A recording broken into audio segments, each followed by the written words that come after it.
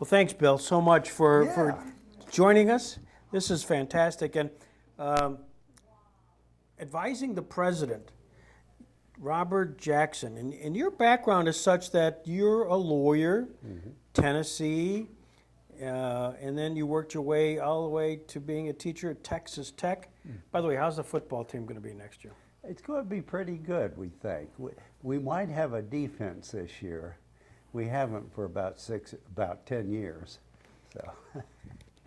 And so how did you find yourself running from, we talked a little bit about it, but getting from being a lawyer in Tennessee to then becoming a teacher? You leave private to go to kind of a public aspect.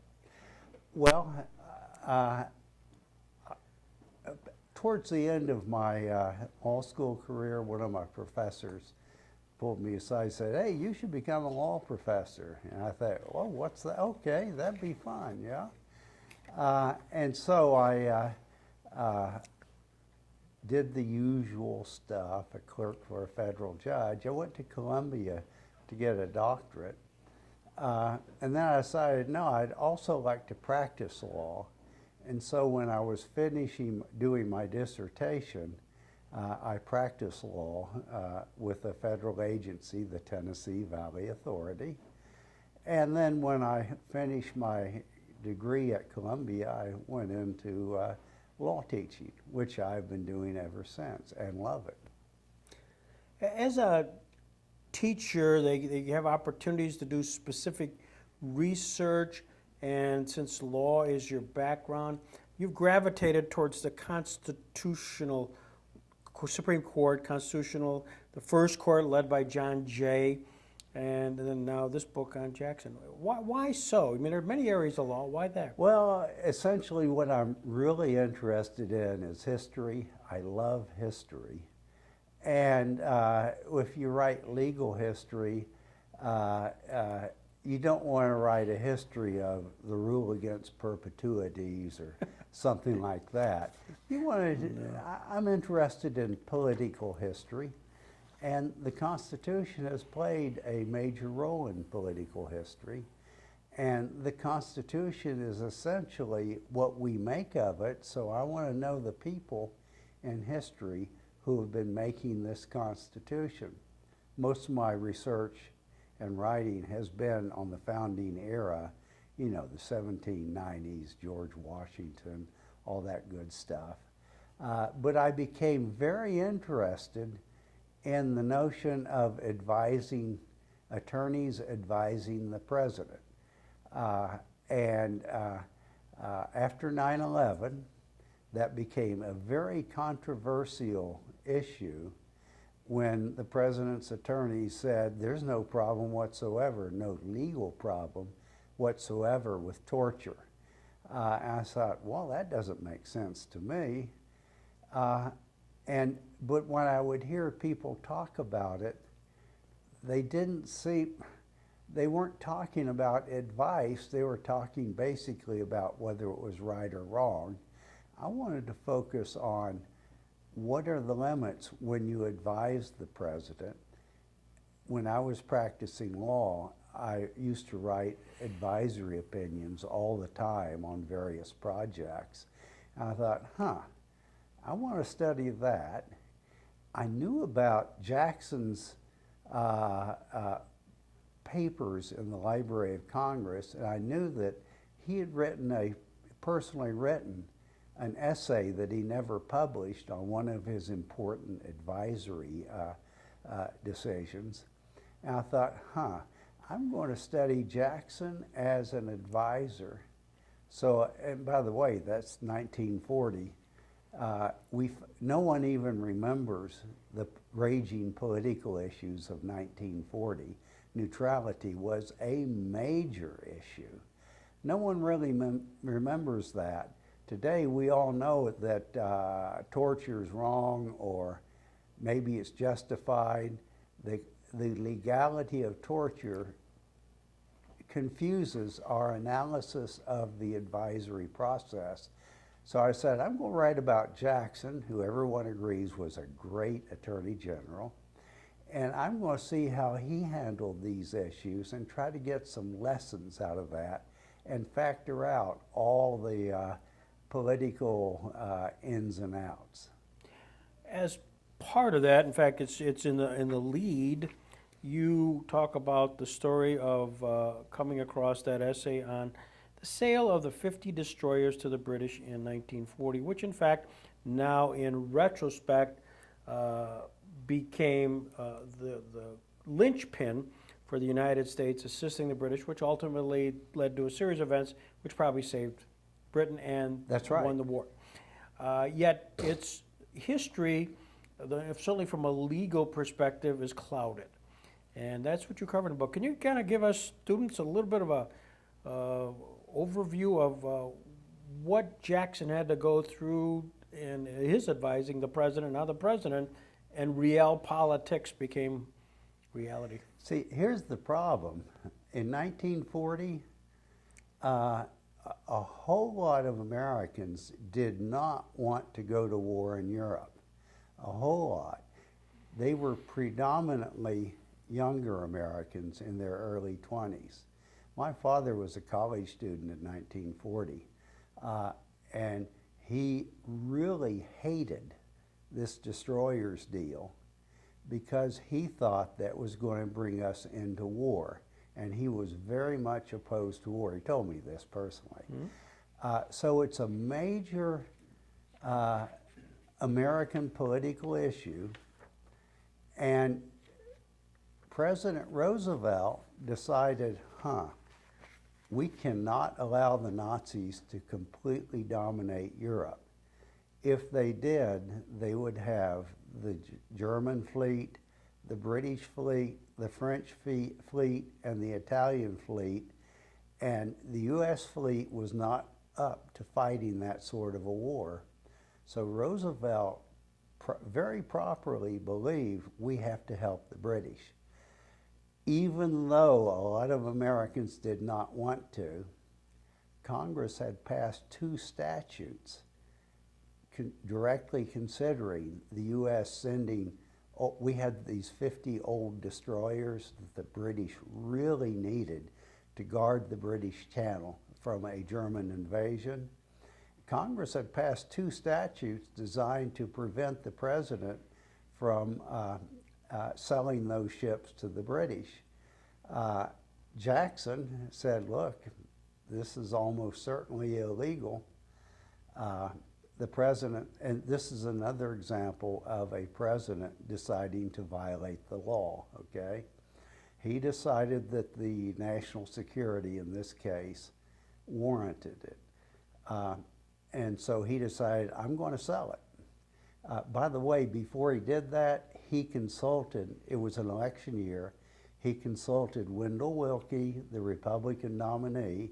He consulted Willkie's vice presidential candidate, who was also Senate Minority Leader, and he consulted in private a number of Republicans and Democrats in Congress, and they said, go ahead, if you can figure out a way, do it, but do not bring it to Congress, because we will have a battle royale in Congress. So President decided he's going to do it. And Jackson wrote an opinion covering 4 issues. On one of the issues, he was flat wrong. And by the way, he almost certainly knew he was wrong.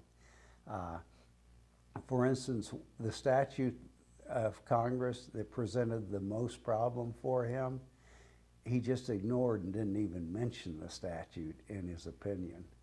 So that's an example of Jackson as an advisor saying, here's what the law is, Mr. President. If you do this, it's probably illegal. In other words, he gave the president accurate legal advice. Then the president, with full knowledge of that, decided, I'm going to do it anyway. And Jackson then was not advising, he then supported the president. That's what he believed. It was kind of easy to do that when you have someone like President Roosevelt, who Jackson he loved. Roosevelt was his hero, his leader, and a good friend also. You, in your book, which is so well written, and a piece of the history which, frankly, fills a lot of gaps for me, you have these chapter head notes, I guess they're called, quotes from Jackson. And in the introduction, it says the Attorney General has a dual position. What are the two positions of him? Yeah. Uh, Jackson was an enormously sophisticated fellow. He said one of the Attorney General's jobs is to advise the President, which we've been talking to. In addition, Jackson said the Attorney General also sort of advises the rest of the government, and in laying down what the law is, the Attorney General has to operate more like a judge than a politician. And by the way, there's an enormous stress between those two if the President decides he wants to violate the law. Usually the President did not. On countless issues, there was an instance I mentioned in the book where the President's at a cabinet meeting one day. He says, you know what, I don't like the possibility of Nazi saboteurs. I think we should issue a rule forbidding anyone from photographing any sort of public installation, dam, powerhouse, railroad station, and the like. And Jackson looked into it, and he wrote an opinion a letter back to the President, you don't have authority to do this. And the President said, okay, I won't do it. So when President Roosevelt is trying to decide what to do, it's not that he ignored the law, but rather the law was a major factor, not a juggernaut, but a major factor. And also sometimes when the President decided to violate the law, like with wiretapping, he wrote in his order, his written order, limitations. It has to be administered by you, Jackson. I don't want everyone to have a right to wiretap. And it has to be limited insofar as possible to wiretapping aliens who might be national security threats. So you see how the law entered into the President's decision, even though he decided to violate the law? Relying upon Jackson's advice, he wrote limits into it. Well, that's a great segue into another head of your chapter, which said by Robert Jackson, all I could promise was to go to jail with him. And along those lines, the wiretapping and how much that it's an amazing chapter that you have on that. Because you got not only the law, you've got the Olmstead decision, you've got the Communications Act, you've got the Nardone decision, which just clearly supports the law. It's Jackson's view, it's illegal. Yeah. And then you've got an incredibly strong personality in J. Edgar Hoover. Yep. Can you elaborate a little bit on that relationship? In the pecking order of life, the Attorney General is the #1 guy in the judiciary, or the judicial department. And then Hoover's underneath him. Okay, Jackson hated Hoover. He said later on to friends, he hated him and he wished he had fired him, okay? And by the way, Hoover did not like Jackson. After Jackson died, Hoover circulated a very embarrassing personal story about Jackson's personal life. But Hoover was a gifted infighter, and the President loved Hoover. Jackson hated Hoover. The President, Roosevelt, loved Hoover, and Hoover essentially could end run around Jackson when he wanted to and lobby the President directly, and that resulted in the President deciding to violate the law and to allow illegal wiretaps. So, on that whole saga, at some point, the president, amazingly, writes a legal opinion. Yeah, yeah, it's very funny. And so the president's writing a legal opinion to his attorney general as a directive that, in one sense, you're right, but it doesn't apply to espionage, and there was a couple of qualifiers. Yeah, And then it goes on to say that it's illegal, but it could be legal here, but only if you approve it, Mr. Jackson, Mr. Attorney General. Kind of a caveat there. How did that all play out? well, I tell you, one way it played out was, first of all, by the way, it's strange that the president would give the attorney general a legal opinion and that he would do it in writing, direct unlawful conduct in writing. I'm sure that's because Jackson told him he wasn't going to do it unless the president, not orally, but directed him to do so in writing. Now, Jackson then decided, okay, I'm going to do this. I'm going to violate the law. I'm going to administer the program. And he got together with J. Edgar Hoover. And what happened was Jackson maintained a log of wiretaps. J. Edgar Hoover maintained 2 logs. One were the wiretaps that he told Jackson about. In addition, J. Edgar Hoover had a second log of a lot of break-ins and wiretaps that he just never told Jackson about. Jackson did his best to get Congress to change the law. This was an act of Congress that was being violated, and Jackson suffered enormously in trying to get Congress to change the law, but Congress never did. In a sense, Jackson, as I've said elsewhere, was trying to atone for his sin of administering this illegal program. That gave him the moral stamina to continue the fight. Eventually, though, the president decided, well, we don't know what the president decided, but there's evidence to suggest the president wanted a more amenable attorney general and moved Jackson onto the Supreme Court. By the way, the president really liked Jackson. Let's not forget that, and Jackson really liked the president. And that, so I mean, there can be an argument made that for lots of reasons, this being one of them, when the vacancy occurred in the United States Supreme Court, Jackson became a logical, not only stepping stone attorney general, but an additional things which J. Edgar Hoover would find appealing. Yes, he would. And also, here's something, Jackson didn't like being attorney general. No. It was a bureaucratic position. He liked to work the law, work cases. He didn't want to have people come in asking for patronage positions. He didn't want to engage in all the politics that you've got to engage in as Attorney General.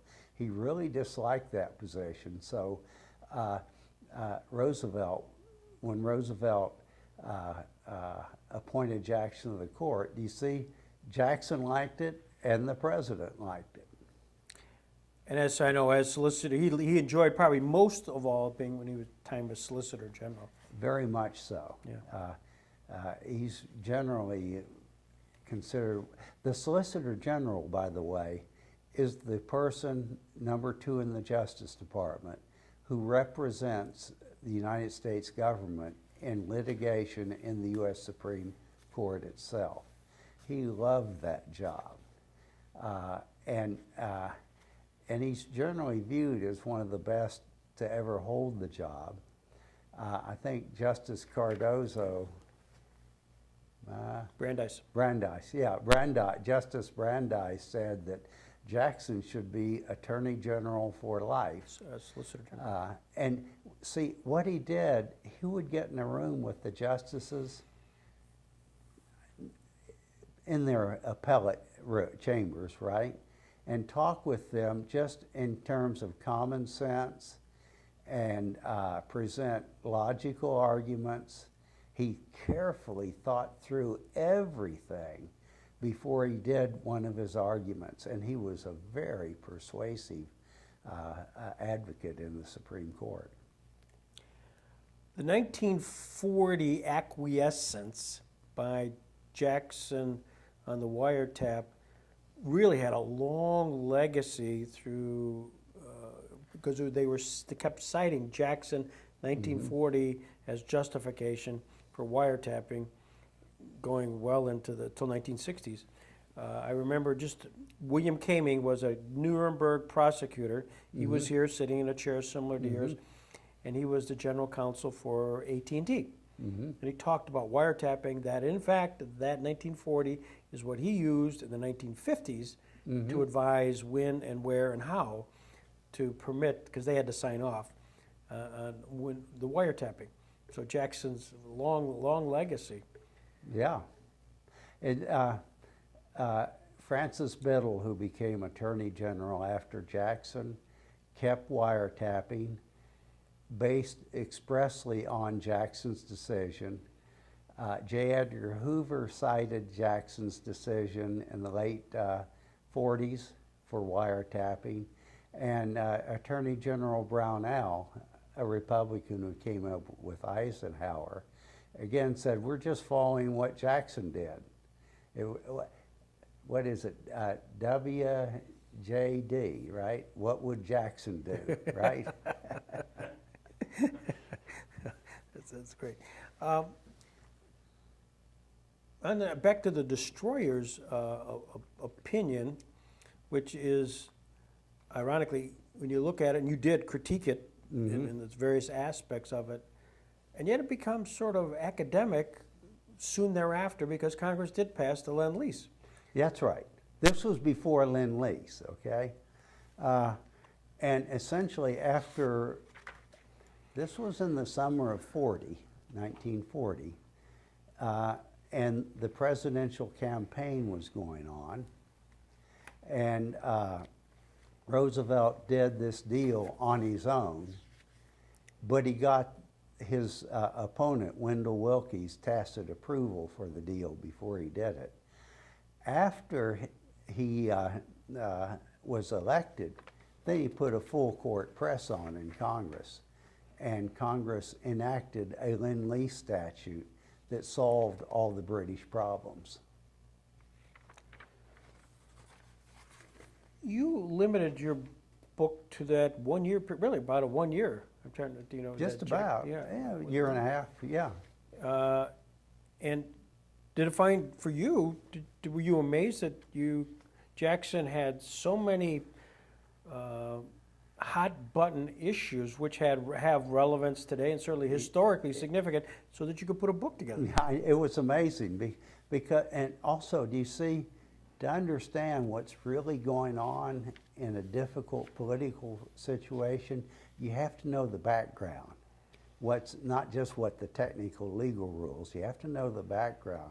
There are actually some episodes that I left out of the book. There was a move afoot, essentially, by Congress to pass a statute that would suspend, now I'm a little hazy on the facts, but it was going to suspend the writ of habeas corpus in cases involving labor unions where there was a belief that the communists were working on it and the Nazis. Jackson thought that was outrageous. He wrote a very strong public letter to Congress saying, you cannot do this and here's why, and Congress didn't do it.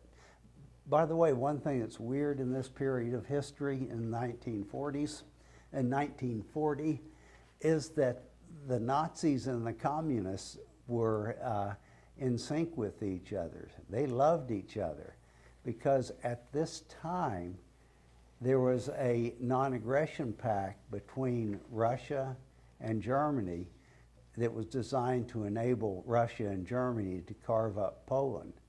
And so Russians, the communists sent to American communists orders to impede everything that might be helpful to the British. Of course, that sort of changed the next year when the Germans invaded Russia. Presidential prerogative. That's a theme throughout your book. Mm-hmm. For all of us, what's your definition of that? And Jackson believed this. Jackson believed that the president has and sometimes should exercise something called presidential prerogative, which means to violate the law. Now,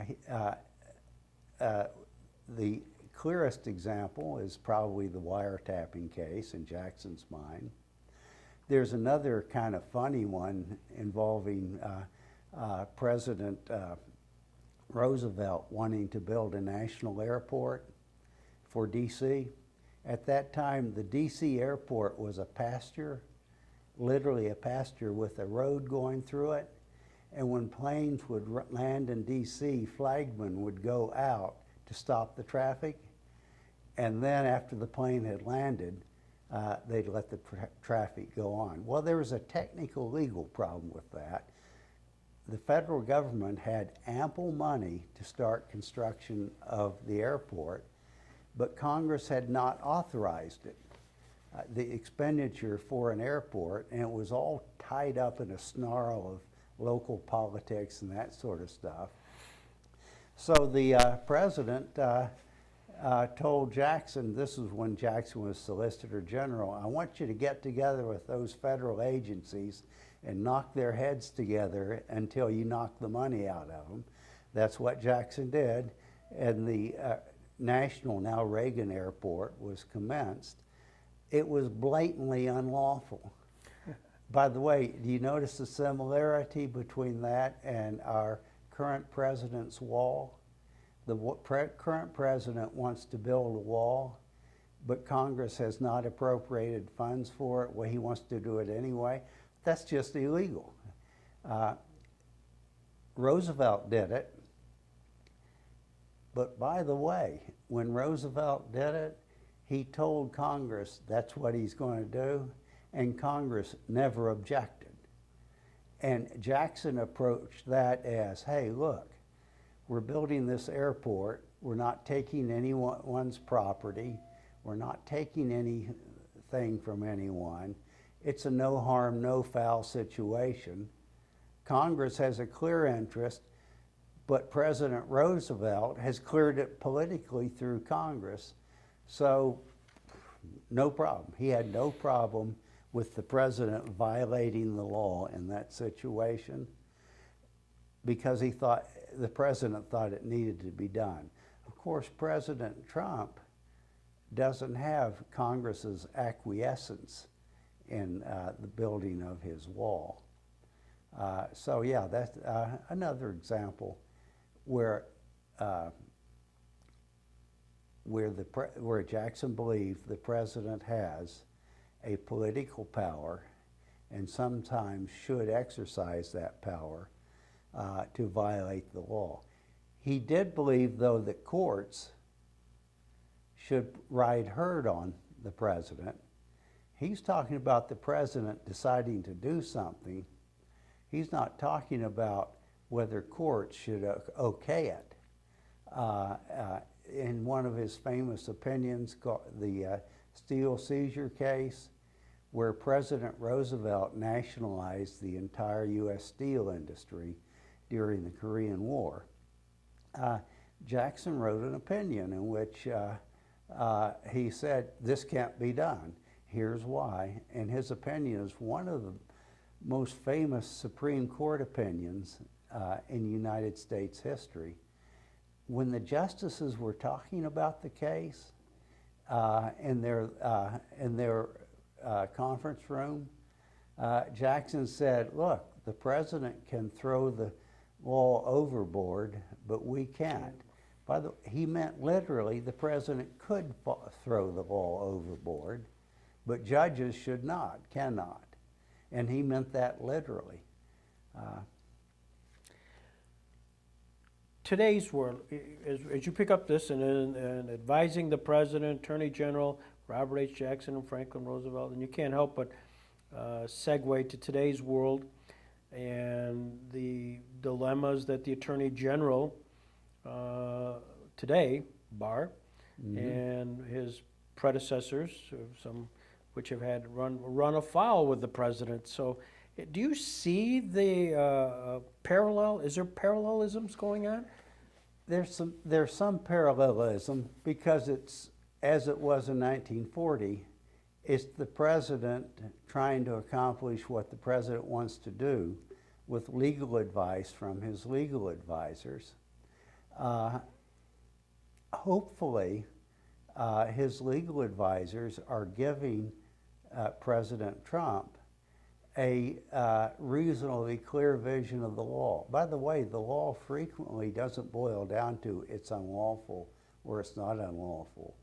Frequently, there are good arguments on both sides, and you have to, if you're a legal advisor, alert the president to the fact that we think we can make a good argument, but the courts might hold otherwise, and it could be it's unlawful. Do you see that? That's part of legal advice, to let the client know what the possibilities are. Remember when Jackson was not advising the president in private, he would do things in public that he didn't agree with, okay? I think one lesson we draw from that is that if a federal attorney speaks in public, it's foolish to believe that the attorney is saying what he or she thinks the law is. They're simply political advocates. Jackson was, our current attorneys are. And by the way, if you are trying to implement a presidential policy by publicly talking about it, I think that makes you ethically responsible for what that policy is. Like when Jackson helped the national airport take place, he was ethically responsible for that. It's not much of a problem, right? We needed an airport. When he helped the president sell the destroyers to Britain, he was ethically he participated in ethical responsibility for helping the British fight the Nazis. I've got no problem with that as a matter of ethics, right? Personal ethics. When he had helped the president administer illegal wiretapping, he was ethically responsible for all those intrusions upon our citizens' privacy. I got a problem with that. I think that's somewhat to be condemned ethically, because he was hurting real people then. When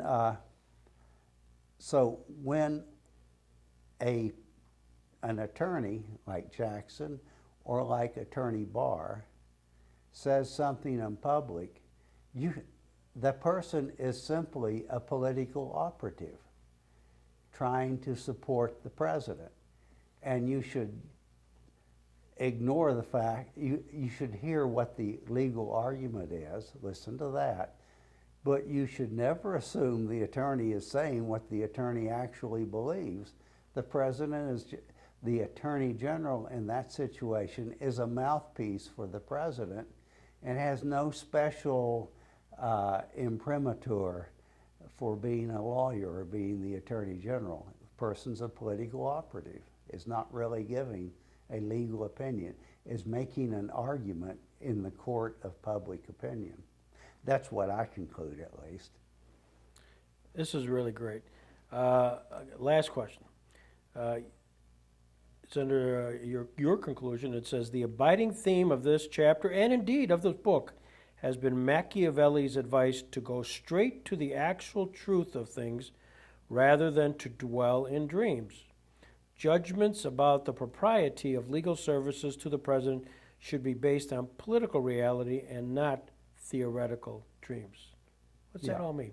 Well, when you look at most of the legal writing on the advisory process or what attorneys' obligations are, they make no distinction between what you should do in private and what you should do later. Do you see, if you're talking about what you should do in private, you need to tell the president all the facts, what all the arguments pro and con. When you actually write in a public opinion, that's an advocacy document. We should recognize that political reality.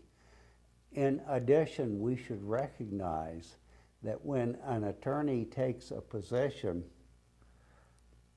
for a public position supporting a client, I'm talking about government attorneys supporting a client, that attorney is ethically responsible if the opinion is not quite accurate. That attorney is ethically responsible for trying to implement whatever the president wants to do. Like, and so it's not a matter of professional responsibility, it's a matter of personal ethics when an attorney speaks in public. I'm not talking about lawsuits and that sort of stuff, or what an attorney might say in a court, right? I'm talking about public relations statements by attorneys. That's what I mean by that. We should understand what's going on, and B, we should be willing to morally condemn attorneys who take apparently legal positions in public that are not justifiable. We should morally condemn them as being bad people. Just as Jackson was bad on the occasion of wiretapping, right? We have to understand that. He acted, in my judgment, immorally. But as a great ethical thinker once said, let he who is without sin cast the first stone, right? All of us have done things in our lives that we are not proud of, right? That was one of Jackson's moments, in my judgment. I love how you concluded saying that there is value in seeing how a capable and honorable person dealt with difficult problems involving the interaction of politics, ethics, and the rule of law. To repeat, we can learn as much about ourselves as about the past by engaging with Jackson's service. That's right. He was a great man, by the way.